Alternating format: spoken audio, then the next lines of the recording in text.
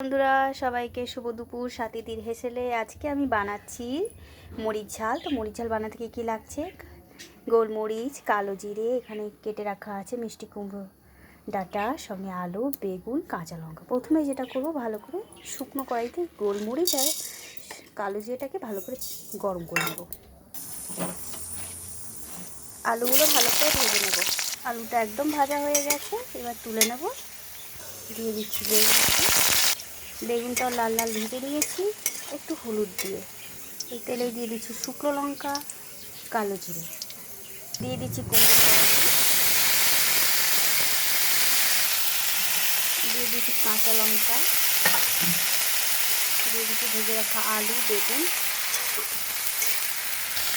দিয়ে দিচ্ছি নুন হলুদ স্বাদ মতো, দিয়ে দিচ্ছি অল্প একটু মিষ্টি। প্রায় একদম রেডি হয়ে গেছে মরিচ ঝাল। এবার দিয়ে দিচ্ছি ভাজা যে কালো জিরে আর গোলমরিচের গুঁড়োটা, ভালো করে নাড়াচাড়া করে নামিয়ে নেব। একদম তৈরি আমার মিষ্টি কুমড়ো ডগা দিয়ে বানিয়ে ফেলেছি মরিচ ঝাল। ভীষণ টেস্টি খাবারটা, আপনারা চাইলে খেতেই পারেন। যাদের মুখে স্বাদ নেই, স্বাদ ফিরে আসবে, দারুণ খেতে। এর সঙ্গে কিচ্ছু লাগে না, শুধু সাদা ভাত আর মরিচ ঝাল। ধন্যবাদ। আজ এই অবধি। সাথীদের হেসেলে দেখা হবে অন্য কোনো দিন নতুন কোনো রেসিপি নিয়ে। সবাই ভালো থাকবেন। ধন্যবাদ।